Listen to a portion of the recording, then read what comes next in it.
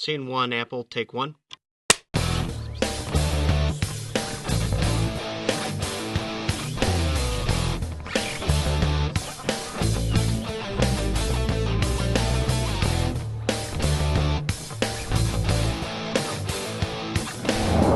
Hi, everyone. I'm Shane Borza. Thank you for joining us on another episode of Film Notes, the show where I talk to people in the industry about the industry, who they are, and what they do.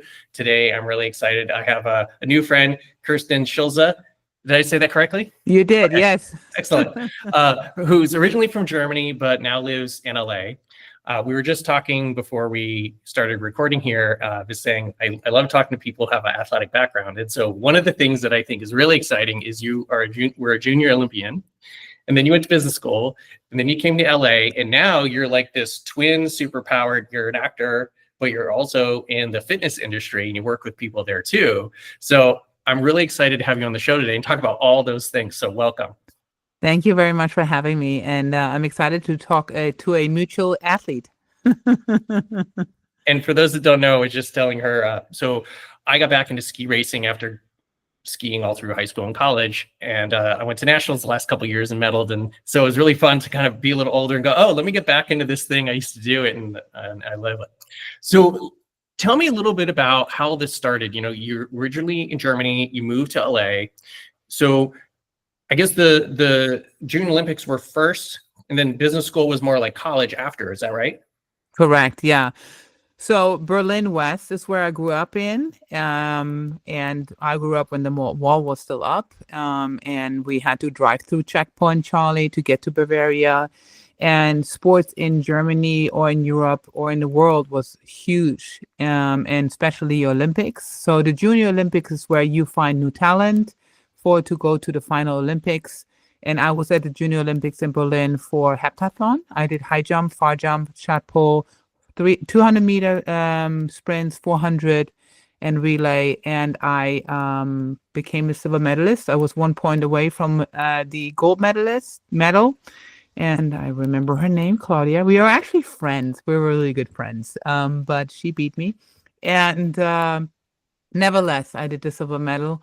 And from there, I love sports. It's in my blood. It's what I love. It's where my peace comes. Where when I have anxiety, I go work out. I go do sports. This is where I shut out the world. Some people go meditate. I go do sports. That's my meditation.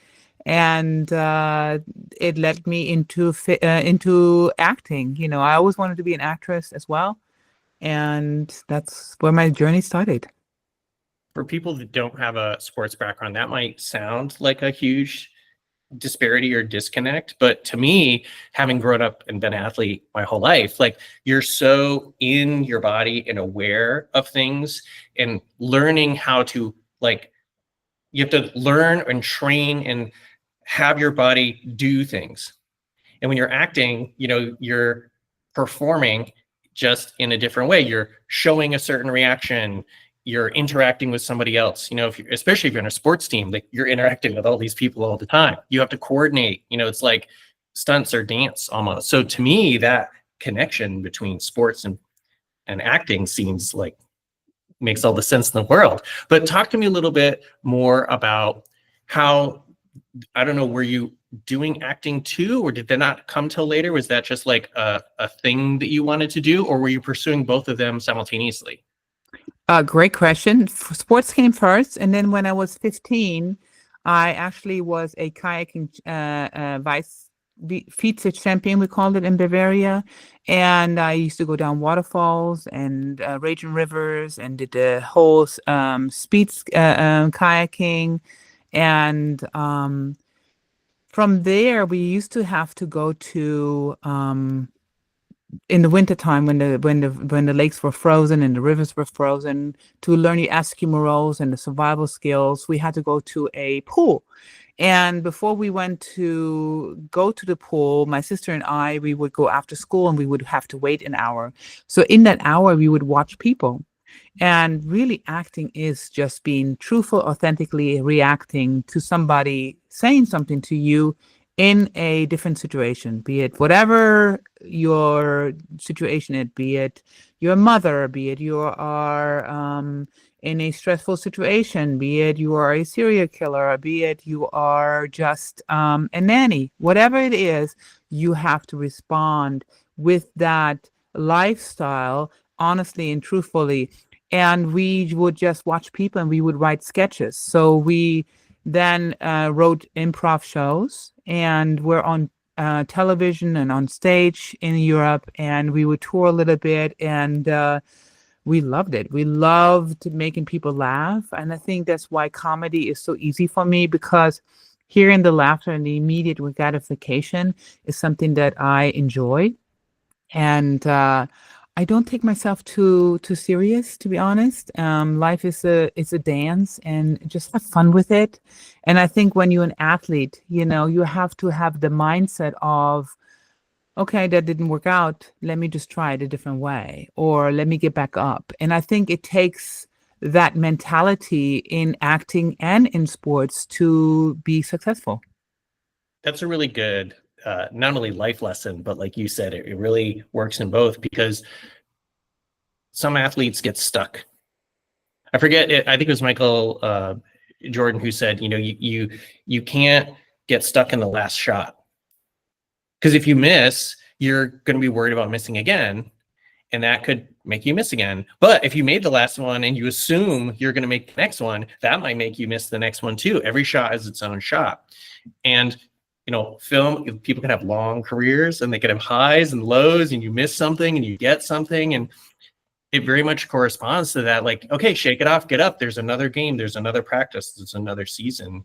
And hopefully every time you do that, if you have good coaches and a good team, they're going to help you, like, okay, what did you learn? How can you improve? But people do get really zoomed into those weeds, and sometimes it's hard to get past that. So that too makes sense to me on both the athletic side and the performance side. So great note there. You mentioned, or I guess I mentioned at the beginning, that you then went to business school. So that is, again, another similar parallel where I didn't go to film school. I went to college and got a writing degree, and I had a friend go to film school, and I, in the moment, thought, oh, I wish I'd known. I wouldn't have bothered to get my degree. So I went and got a degree and then got into the film industry. Was that a similar thing for you? Did you go to school and think, well, I'll get a business degree to do something, and then film came back? Or, talk to me about how that worked, because as you know, there's no one way into the industry. So this is another thing I love to find out, is how people kind of got started. It sounded like you already had the performance going, like you were talking about there, but what was that next stage? Well, the next stage was that I had a very German mother, and the German mother said, acting is not a real job and you should get a real degree. And so she said, you need to get something that is of substance. So I decided, okay, I'm going to do a business degree. And I worked for Alfa Romeo. I loved cars. If I wasn't an actress, I would probably be a mechanic. And it was just something that felt safe, and I was good at. I was good at numbers. And I went and got the business degree. In hindsight, do I wish I would have got an acting degree or theatrical degree at the time? Yes. But to please, because we please our parents when we go to college, really, it's not completely, I feel like we don't really have an opinion a lot of times of what we want to do unless we have parents that say, do whatever, I support you. I didn't have those parents.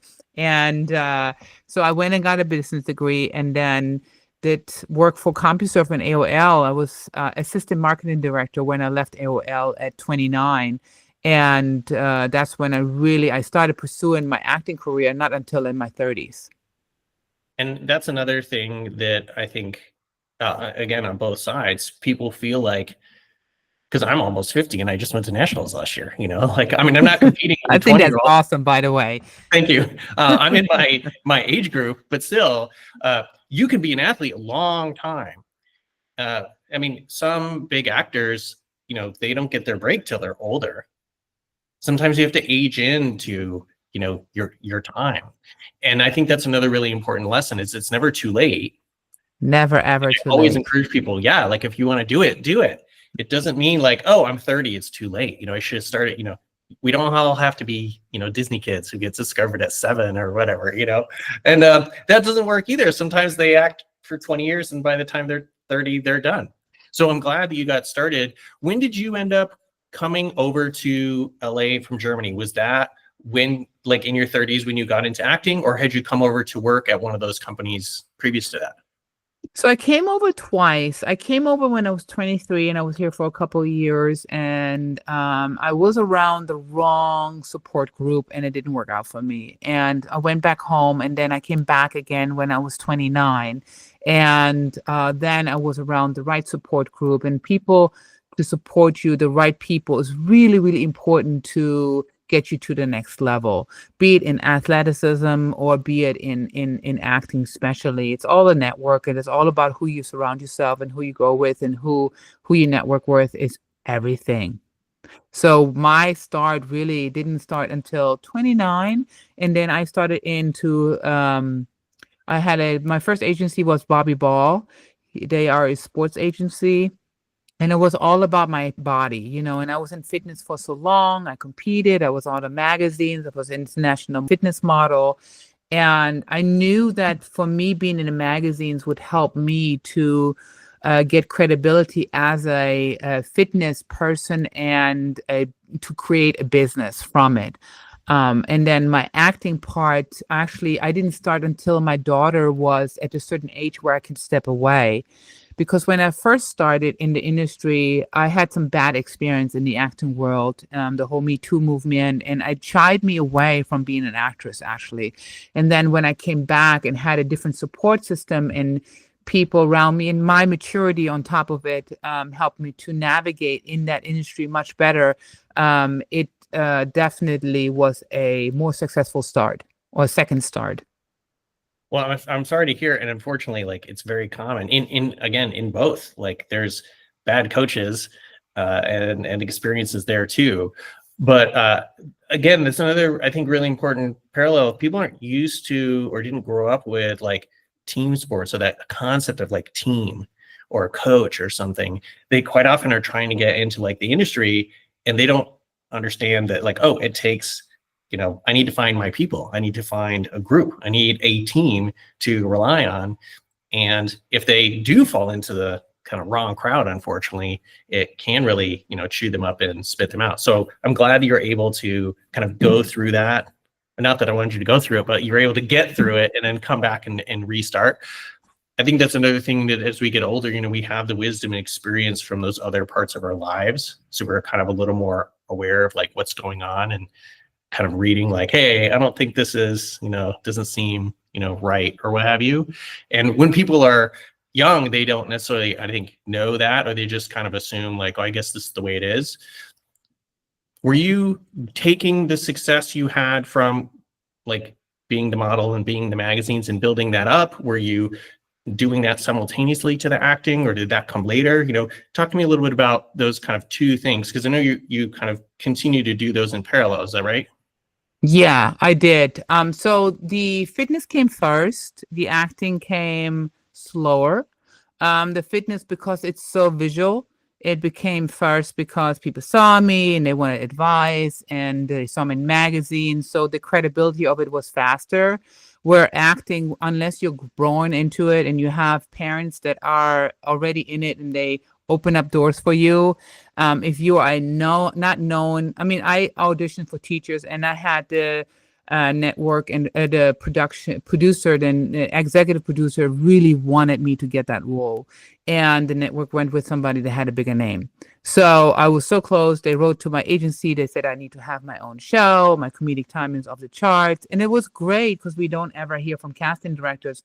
But the road is very hard and very bumpy, especially if you have no name, you don't have parents that are already in the industry, and that are saying, "Hey, look at my child." There's favoritism, there's nepotism, and I don't blame them because it's such a hard road as it is.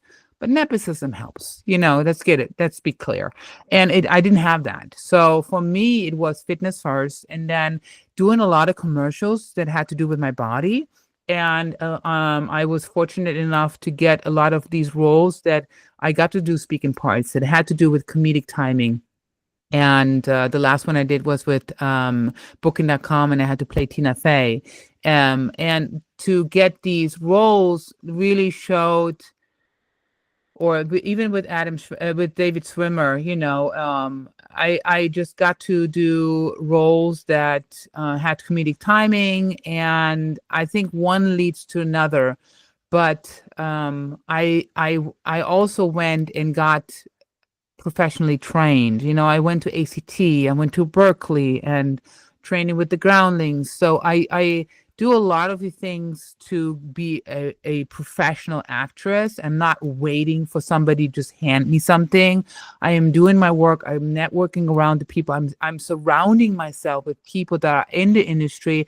And I think that is the biggest lesson that I've learned, is to really, if you want to be in it, you have to surround yourself with people that are living it and that already have done it, or are, that have done it. They can lead you the way. We all need mentors, and be it in acting or be it in fitness. I've had some really great coaches that I've hired, that I paid for, that have helped me to fine tune my body and got me on stage and got me into these commercials. And those commercials opened the doors for me to be seen for my craft, for my acting. So it was kind of like a combination and really worked together, because acting is very physical. People always think it's just words, but a lot of times acting is how much you don't say. And that is really what helped me, is my physical ability, my expressions, and the professional training, but also lead with what gets you in the door. And if you don't have the parents and you don't have the network, then lead with what works. And for me, it was my body. And what you said reminds me, I actually have this quote written down. I can't think of who said it. And they said, acting is reacting. Mm-hmm. And so it is very much presence, or the look, or the pause, to your point of, it's not all about the words. And again, when someone comes in, especially athletes, or like I went to Stunt Academy after film school. I went to film school in Australia, actually. So all my stuff was overseas. So it's hard for me when I came back to LA. I'm like, I don't know anybody here. But a lot of the guys would talk about how they know how to physicalize a performance, but almost never do they have any lines. They're just the guys, that look, the bodyguards, the SWAT team guys, or the whatever, they know how to move. They're really good with their body, but that can bring them into like, oh, I like so-and-so, let's bring him in. We need someone to say like, hey, Sarge, the phone's for you, or whatever. And then all of a sudden, now you're like, I have a speaking role, or, oh, my character has a name. I'm not just one of 50 people in the stunt credits or what have you. So that is, I think, a similar way of what you're talking about, like utilizing the physique you have from all the training and everything, but very smartly going, hey, where can I get all this training and add all this stuff in? And I think that's another, again, if you're used to like practice for a sport or whatever, it's a daily thing. And building a skill set is very similar. It doesn't matter if it's coding or guitar playing, like you'll get better if you do it more often. So where do you think that drive came from? Was it just a through line? Because you have a lot of really high-end performance and like all these different things. Was just that innate in you? It comes from a place of wanting more. I grew up with very little, very, very little, and a very dysfunctional family. And I wanted more, and I always taught my children, my son is 26 now, my daughter's 20. And I always taught them since they're little on, whatever you do, you're going to do 100%. You're going to give your all and enjoy the journey, but you have to give it 100% and focus. You have to have laser sharp focus if you want to do something. And I think it just comes from that. And I found that fitness is my niche, it's my where I feel great. And acting is my passion. It's where somebody asked me that, how long will I do it? I said, until I die. It is. And if I would win $1 million today or the lottery, would I still be doing the same things? I absolutely would still do the same things. I would not change it. And I think that's when you live in your passion. And once you created the world or a world in where you live in your passion, be you doing an athlete and going skiing down the mountains and competing at 50, that is fucking amazing, because I think we have no idea when our last day comes. And I've always believed that if I don't live my day today in my fullest passion, then what am I doing here? Why am I here? And I think it's really important that we live in our purpose, and my purpose to me is to help people to have a more fulfilling life and looking at themselves in a more positive light, be it in fitness and be it laughing and seeing something that makes them feel something, and I think when you live in your passion, the money will come, but the fulfillment of living in your real truth, because we can live with a minimal thing. Yes, it's great to have a big house, and yes, it's great to be chauffeured around and flew in first class, and it's a perk. But honestly, what really is fulfilling, that you wake up and say, man, I really love what I do. And that's where all that comes from. That's where, when you really work in what you love to do, you have a different focus. You have a different drive. It doesn't feel like work. I love reading about acting. I love creating. I love working out. And if I take a day off or a week off from working out, doesn't mean I don't love it. It just means this is my mental capacity right now. This is what I need, because working out is so mental. People always think it's physical, but it's mental. And if you are in a mental state where you want to fulfill that, then do it. But really live in your passion, and then the rest will come. Sorry to stop the show, but we've got some bills to pay around here, and to do that, I wanted to point out a couple things I've got on offer at ShaneBorza.com. As both a master level mental health coach and an award-winning filmmaker, I have the experience and expertise to help you go further faster, regardless of whether that is in your production or life.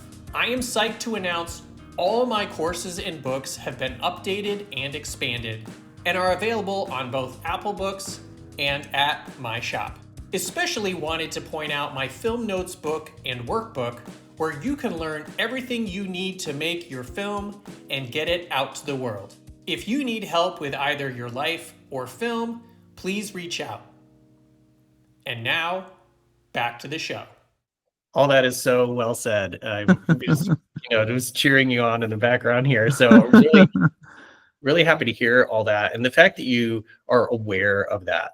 In my kind of day job, I'm a mental health coach, and that's what we talk a lot about. Is a lot of times people aren't aware of things, they don't really notice, and when that happens, we tend to just fall into routine or a default thing. We do it without thinking about it. But to really consciously choose and live our passions.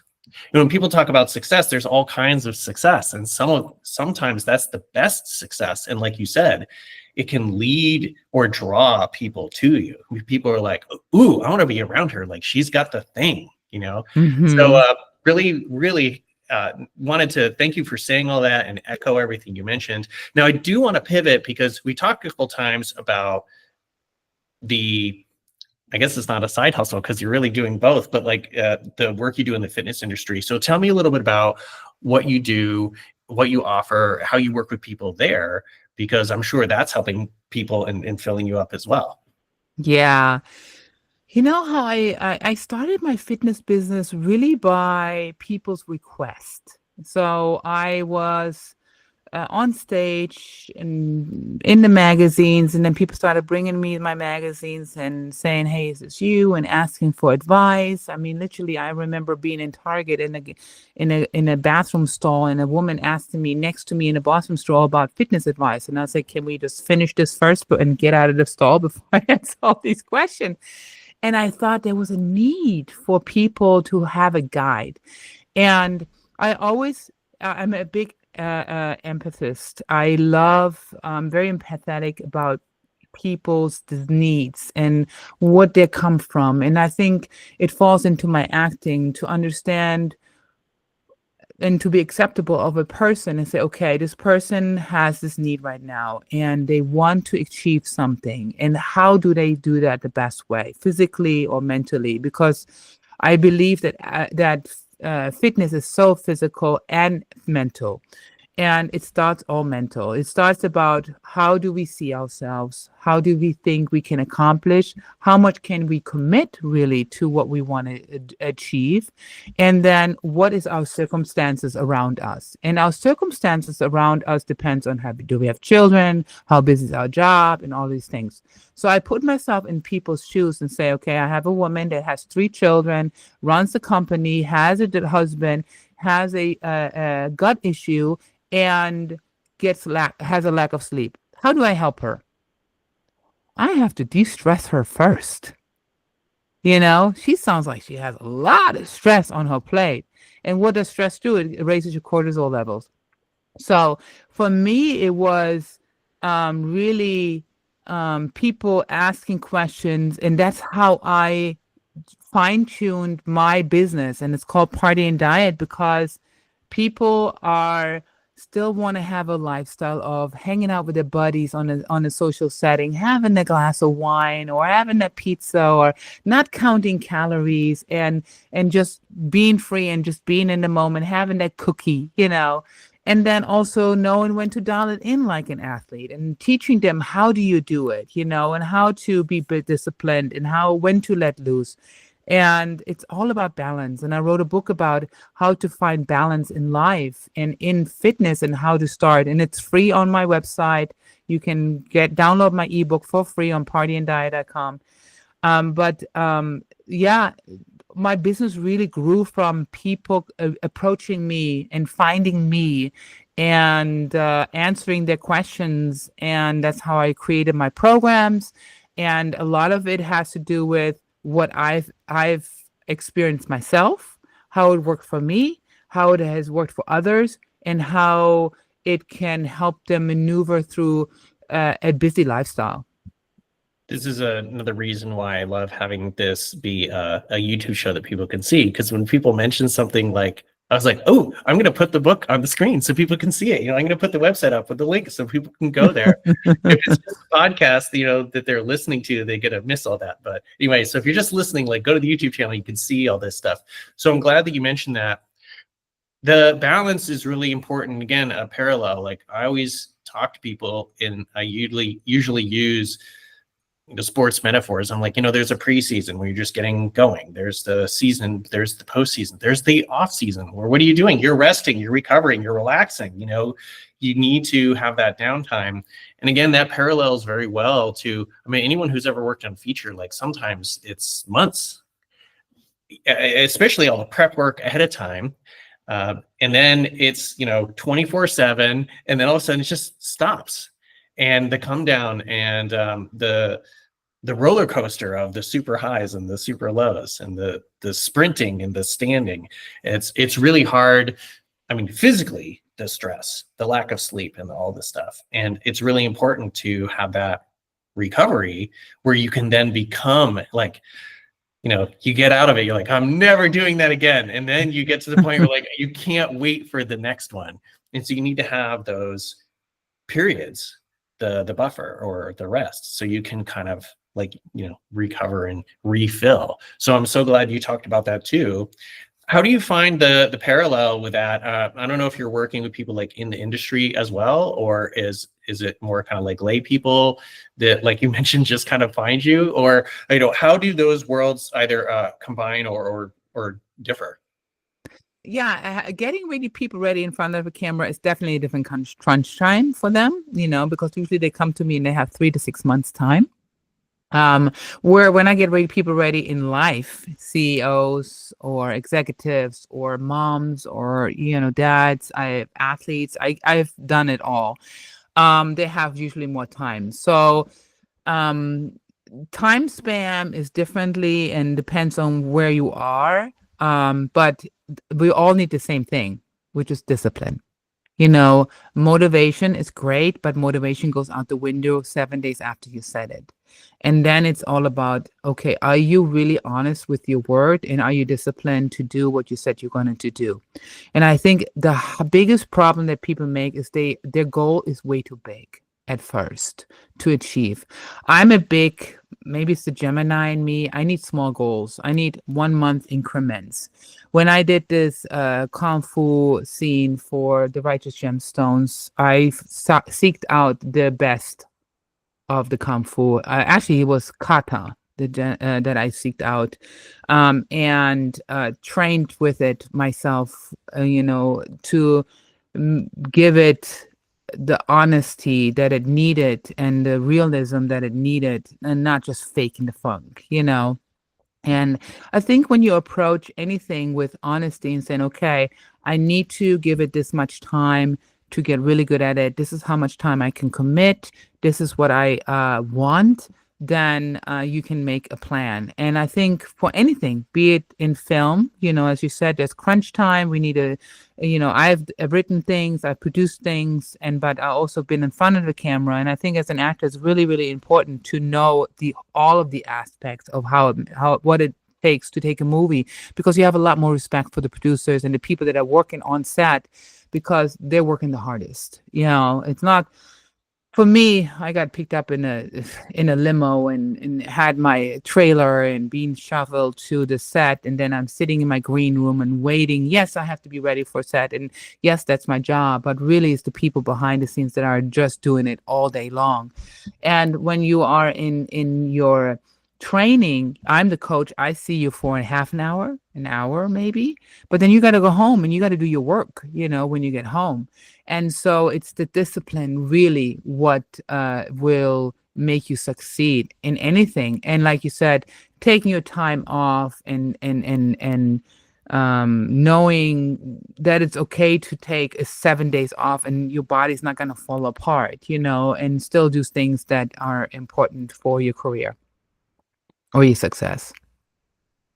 Just to echo that, maybe in some different words, that whole self really does apply, like you mentioned, like on set, like learning how all of these departments and different things work together. Like it's just going to help you be able to not only kind of conceptualize and see like, well, how do I fit in here? What do they need? Or if you're producing, you need to know all that stuff. But also like on the fitness side, like it really is the integration of like de-stress and sleep and food and exercise and like all these things working together. And I think a lot of people miss that. They just, well, I'll just train hard in the gym. Like none of the other stuff matters, like they really do inform each other. I wanted to just shift over a little bit because you're really dropping all these, pearls of wisdom. And one of the things we were talking about at the beginning is kind of the focus of the show is it's called film notes. So I like getting those notes from people. And so I wonder if there may be a couple top things perhaps for each, like what are some great like film type notes for things that you've learned in the industry, but also maybe some fitness ones for people as well. Perhaps especially things like maybe you wished you'd known, earlier that were kind of hard won.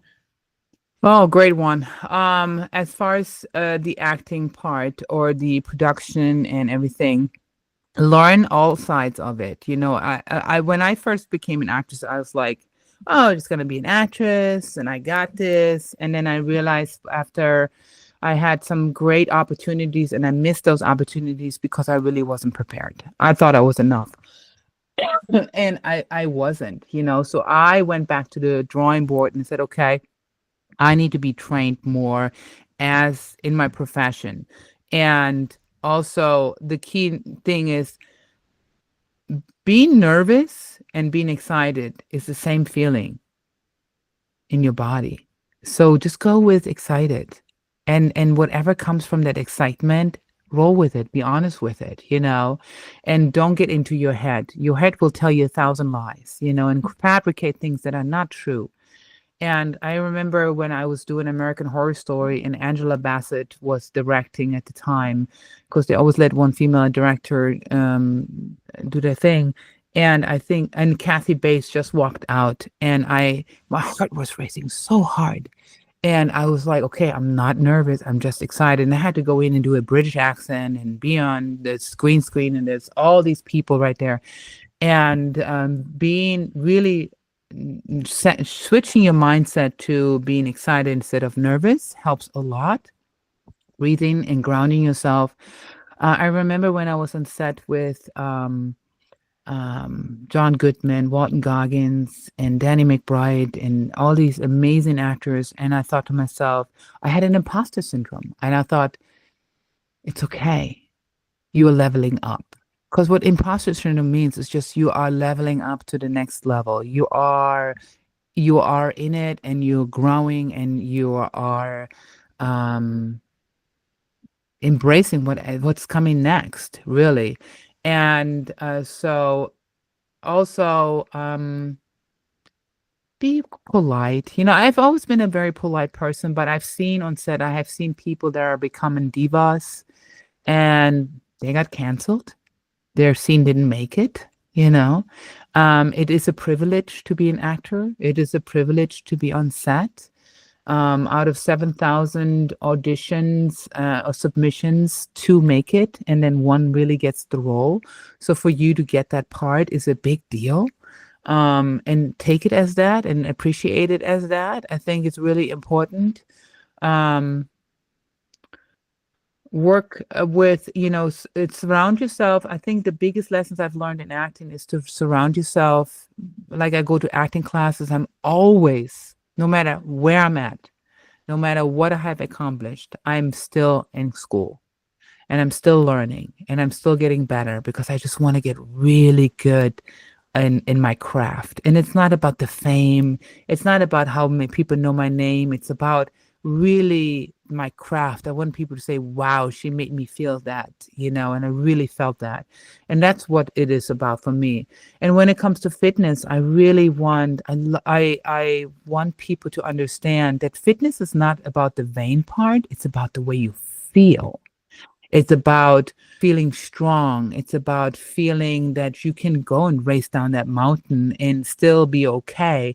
It's about saying, today, I have a 95-year-old gentleman, and he came to me at 93 and said, I need help.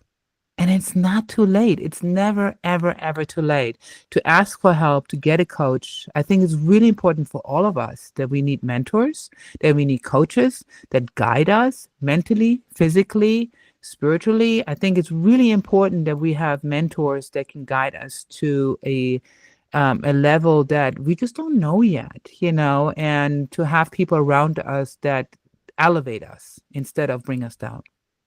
I talked about this a little bit before, like the whole self, and you really address so many things. And again, they really integrate well. And the thing that came up a couple of times when you were talking is what I call, or had been taught, to have that like beginner's mind, constantly coming in and saying, okay, what can I learn here? Who can teach me, not coming in closed, like, oh, I already know. Like, I'm sure you're very capable. I'm sure you're very talented, but probably more to learn. And going in with that, and like you said earlier, just being polite, being professional, showing up, hello. Yeah, you're right. You go on set or the gym, there are great people there, and there are some not so great people there. And quite often those great people aren't there very long because they're difficult. And unfortunately, I don't think they learn the lesson, but it's really helpful to reiterate that, I think, for other people, like, hey, we're fostering, again, going back to that again, like the team, we together are making this project. And that's one of the things I really love about film work, is it's so collaborative, and you're bringing on all these specialists from all these different walks of life. And especially if you're on, you mentioned some big names, those big projects, like staying in front of green screen, like, yeah, you still need the actors, you still need the camera people, you still need the sound people, but you need all those special effects and post people. They're all coming together, even though their jobs are maybe miles apart from each other, but they're so reliant. Just like on a team, it doesn't matter if it's baseball or what it is, those outfielders need the catchers and vice versa. They can't necessarily interchange, but together they can do something they can't do, on their own. So I really echo again everything that you said. I think it's very, very wise and well spoken. I did want to make sure we get a chance, especially because you'd mentioned a couple of things like commercials with Tina Fey and being on set with this person and working with people to help them get ready. So where can people see some of your work? Like, what are some things that you've been in that are available, or things that you have out? You mentioned producing as well. Where can people see some of that stuff? All of my work is really on Party and Diet, P&D Productions on my YouTube. And partyanddiet.com is my website for all fitness related. So it's either I have a gym program for people to do my 16-week program of transformation, or my fitness for the busy lifestyle for people that don't want to go to the gym or travel a lot or want to work out from home. Also I have, of course, an Instagram, Party and Diet, and then my personal Instagram, Kerstin Schulze. I'm always open. If anybody needs help or support or has questions, I'm always open for it. If it's in a respectful way, we all know how Instagram works sometimes, and I don't answer people that are rude or not respectful. Yeah, totally. What else? I think that's it. And Facebook. I have a Facebook on Kerstin Schulze. You can find me there as well.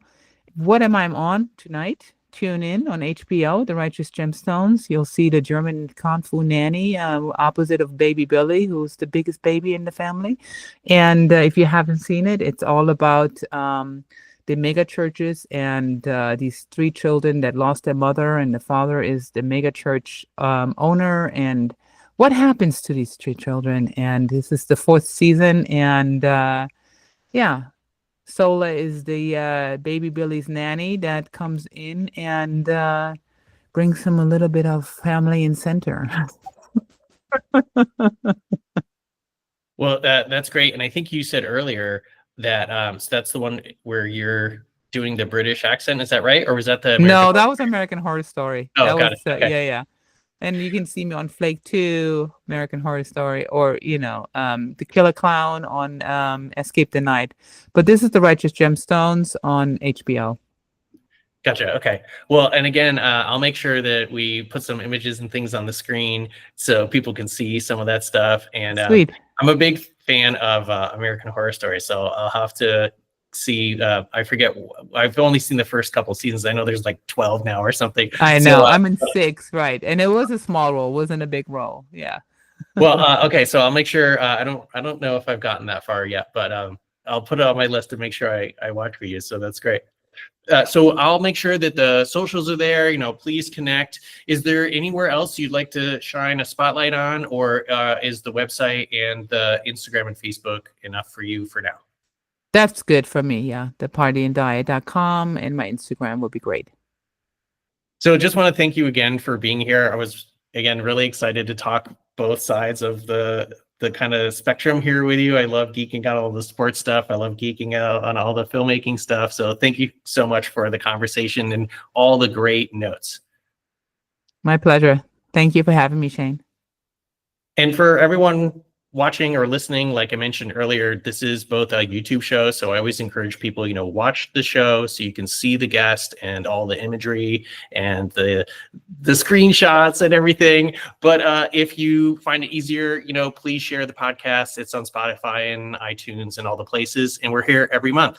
So if you are just here to the show now, please go back and see all the previous episodes. This is season 4.